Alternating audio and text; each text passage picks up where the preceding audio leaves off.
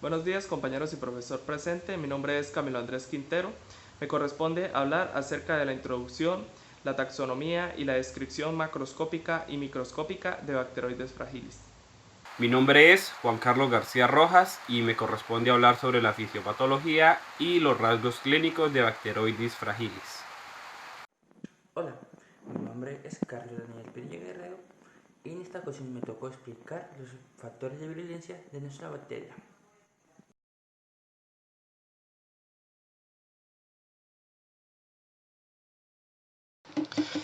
Bien, para entender a Bacteroides fragilis es importante saber que son anaerobios obligados, es decir, que son aquellos que no pueden desarrollar su metabolismo en condiciones de aerobiosis, pero poseen cierta tolerancia viable al oxígeno. Esto quiere decir que aquellos anaerobios obligados que sean capaces de causar infección podrán llegar a tolerar el oxígeno atmosférico hasta aproximadamente unas 8 horas e incluso hasta las 72 horas, pero esto solo para aquellos que puedan causar infección. Bien, en 1898 se le conocía como Bacillus fragilis y fue en 1919 que adoptó su nombre hasta la actualidad, que se le conoce como Bacteroides fragilis. Vamos a hablar un poco de su taxonomía.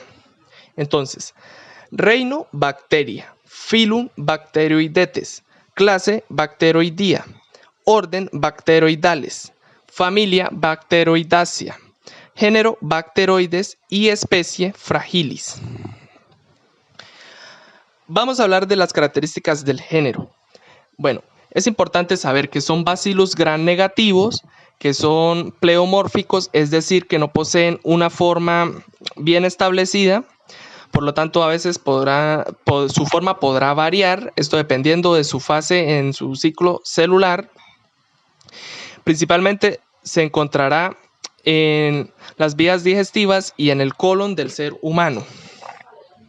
Ahora vamos a hablar de algo muy importante que está relacionado con lo que acabé de decir. Y es que se puede encontrar de dos maneras. Como microbiota normal, estará presente como un comensal en el colon, en el tubo digestivo y en la cavidad oral. Y acá tiene una función importante, y es que su metabolismo va a servir como una fuente de nutrientes para otras bacterias. Existen cepas intestinales de bacteroides que van a ser capaces de modular la función de los enterocitos y de esta manera podrían controlar la expresión de diversos genes que están asociados a la absorción de los nutrientes. De esta manera van a poder fortalecer la mucosa intestinal y poder seguir viviendo en dicho lugar.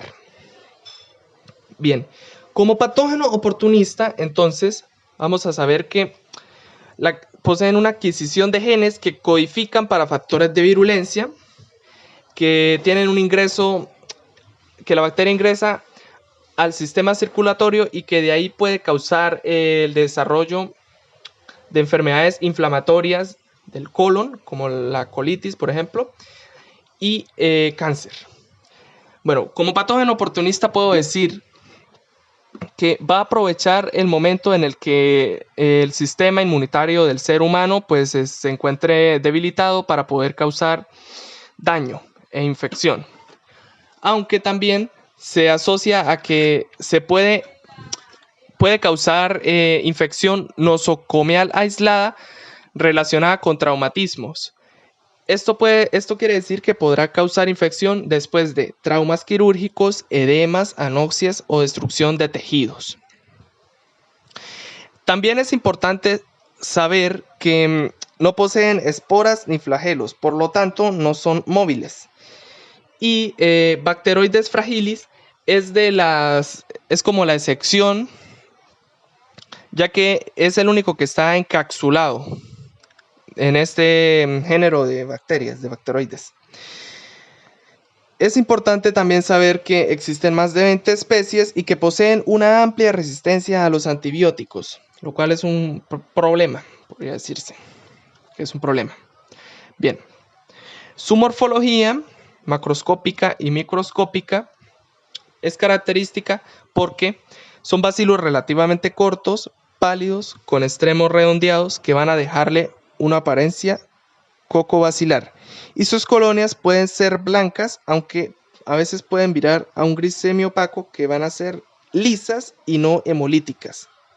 Y como les decía, poseen una forma pleomórfica, por lo tanto van a ver que no se parecen mucho su forma en estas dos imágenes.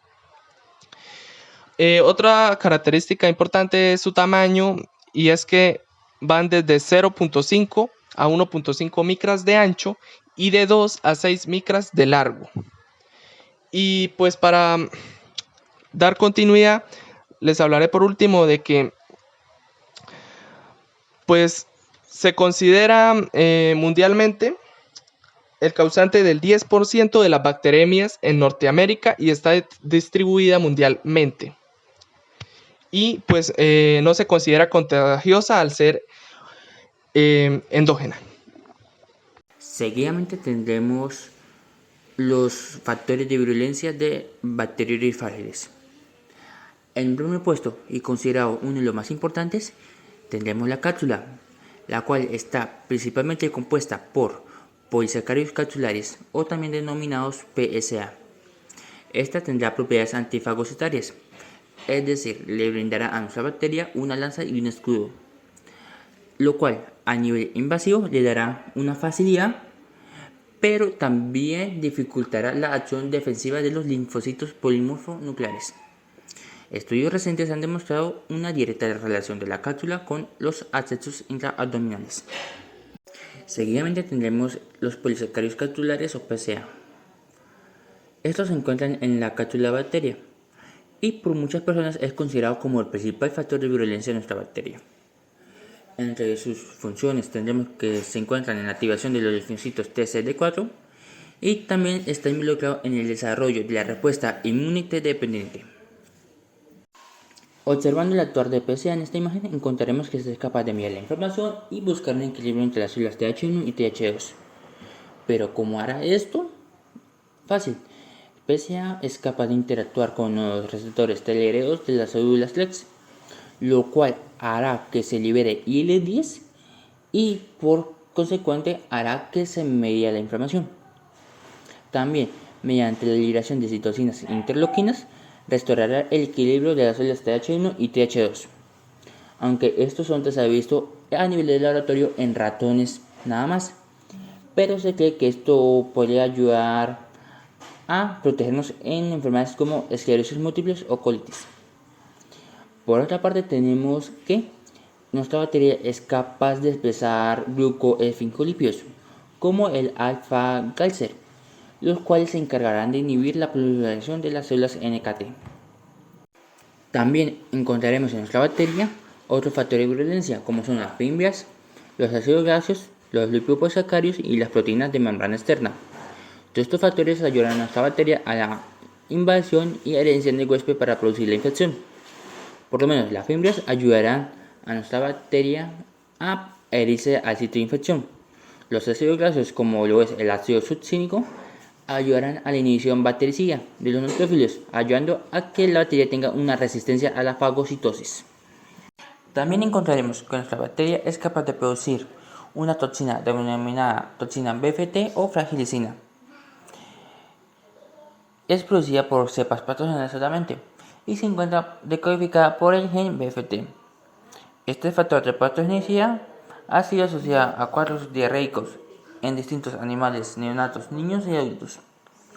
Esta enterotoxina es una exotoxina de un peso de 20 kg que pertenece a la familia de las metaloproteasas dependientes del zinc. Tiene efectos específicos en la unión estrecha que dan como resultado el redondeo e inflamación de las células epiteliales de la superficie del intestino delgado y también alteraciones de la morfología en las células epiteliales intestinales. También encontraremos que nuestra bacteria es capaz de producir una toxina denominada toxina BFT o fragilicina. Es producida por cepas patógenas solamente y se encuentra decodificada por el gen BFT. Este factor de patogenicidad ha sido asociado a cuadros diarreicos en distintos animales neonatos, niños y adultos. Esta enterotoxina es una exotoxina de un peso de 20 kg que pertenece a la familia de las metaloproteasas dependientes del zinc. Tiene efectos específicos en la unión estrecha que dan como resultado el redondeo e inflamación de las células epiteliales de la superficie del intestino delgado y también alteraciones de la morfología en las células epiteliales intestinales. Como dato interesante, en estudios realizados a ratones se encontró que las cepas oncogénicas de las especies Escherichia coli y de nuestra bacteria están relacionadas a la producción de cáncer, puesto a que la toxina colibatina de la Escherichia coli será capaz de producir mutaciones del ADN, mientras que la fragilicina será capaz de activar rutas moleculares que promueven el cáncer en las células epiteliales del colon. También encontraremos en nuestra bacteria gran cantidad de envacinas, como lo son la catalasa, colagenasa, superóxido dismutasa y urinasa, condrolita sulfatasa, neuromicina, DNasa, elastasas, fibrolicinas, heparinas y hemolicinas. Estos ayudarán a nuestra bacteria a defenderse de diferentes adversidades y a degradar la matriz extracelular del hospedero, como por ejemplo la catalasa, la cual se encargará de proteger la bacteria del peróxido de hidrógeno, o la colagenasa, la cual se encargará de destruir el colágeno. En la parte de la fisiopatología tenemos que estar relacionado generalmente a cepas enterotoxigénicas que poseen un transposón conjugativo, el cual contiene una isla de patogenicidad con un gen de virulencia que codifica la toxina metaloproteasa. A continuación vamos a ver como tal unos pasos que resumen la fisiopatología. En primer lugar, encontramos la adquisición de genes de factores de virulencia. Esto es importante ya que nos permite que la bacteria pase de microorganismo comensal a microorganismo patógeno o pues también patógeno oportunista. En este caso puede ser por los factores de virulencia o también por intervenciones quirúrgicas o algún trauma que provoque que la bacteria pueda diseminarse a otras partes del cuerpo y producir una infección. También tenemos la adhesión de la bacteria al epitelio. Esta está por las cápsulas y sus cimbrias y pues también por sus polosacáridos y proteínas de membrana externa. También tenemos que hay una liberación de la toxina PT, que va a provocar la disrupción de las uniones estrechas de las células. Luego tenemos también un aumento en la concentración de las betacateninas y daño en el ADN. Este daño va a ser importante ya que es el que da como tal la relación que tiene la bacteria con el cáncer colorectal y con las células cancerígenas. Luego tenemos que hay una liberación de citoquinas e interleuquina 8. Esto es importante ya que es la que produce la reacción inflamatoria. Esta irrupción de la célula produce también la diarrea. Como vemos en la siguiente imagen, la fisiopatología de Bacteroides fragilis enterotoxigénica tiene como primer paso que la bacteria se une al epitelio intestinal del colon y que a la misma vez va a hacer uso de la producción de sus invasinas como las hialuronasas, las neuraminasas y las colaginasas, las cuales ayudan a degradar la matriz extracelular y pues así pueden adherirse con mayor facilidad al epitelio intestinal. Luego produce la toxina BFT, la cual va a interrumpir o destruir estas uniones entre célula y célula, donde de interactuar con la ecaderina y allí va a romper estas uniones. Y pues también va a aumentar la permeabilidad de la célula, donde habrá secreción de cloro y también va a ocurrir un cambio osmótico entre las moléculas del agua. Esta liberación da como resultado también la diarrea, la cual es pues debido a esta toxina. Cuando la bacteria irrumpe estas uniones entre células en la porción de la caderina, la porción de las betacateninas quedan en la célula aumentando sus concentraciones en el citosol celular, en el cual también podemos encontrar que la toxina se puede unir a receptores tipo C, donde se estimula la vía de las maquinasas, la cual es una vía de señalización de las células y también el factor nuclear que es un complejo proteico que controla la transcripción del ADN. Esta estimulación va a causar un daño en el ADN, en la expresión de genes y el aumento de las cateninas. También produce este daño en los genes, aunque se tiene conocimiento que este daño es en la porción GAPC. Esta porción nos estimula la producción de oncógenos, el cual es un gen anormal, causado por el aumento en las contracciones de las betacateninas y la estimulación anormal de estas vías de señalización, como las maquinasas y el factor nuclear, en la cual pues se va a producir un daño en este gen y nos va a producir un gen anormal. Estos oncógenos son los responsables de la transformación de una célula normal a una célula maligna, lo cual produce el desarrollo de tumores o pues también células cancerosas. De ahí viene su relación con el cáncer.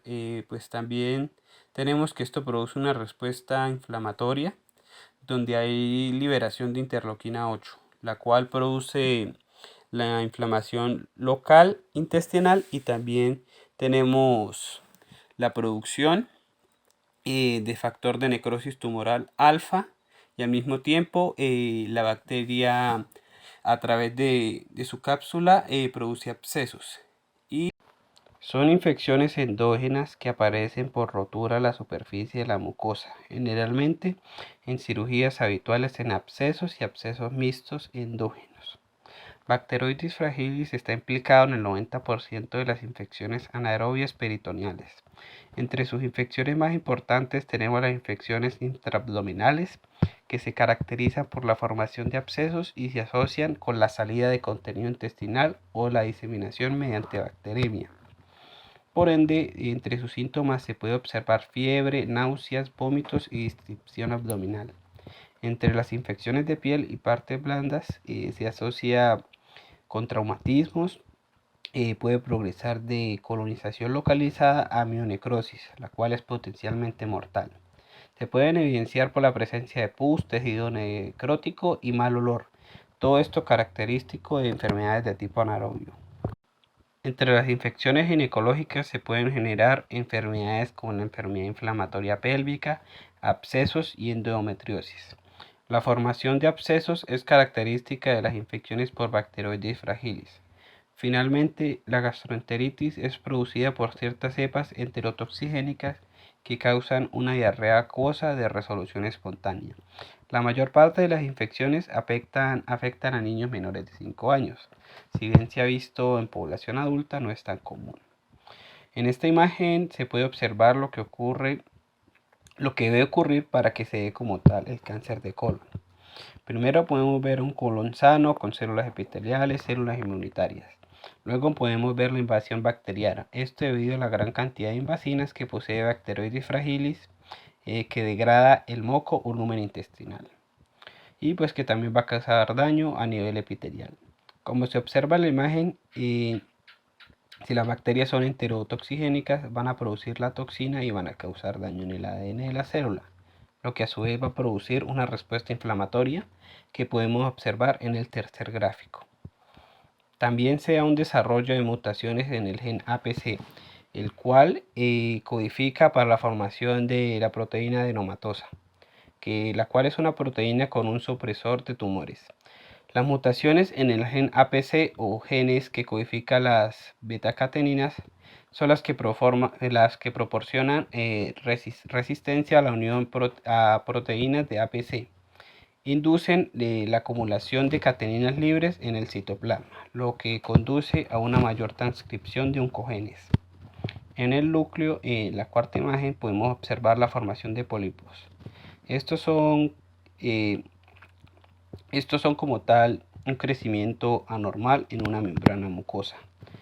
Esto va a suceder por la movilización de macrófagos y neutrófilos a la zona afectada. En la última imagen ya podemos observar que gracias a la proliferación de pólipos se desarrollan células cancerígenas. Esto sucede debido a que las células que están creciendo han sido afectadas por la bacteria, lo que genera el crecimiento de tumores benignos por medio de estos pólipos.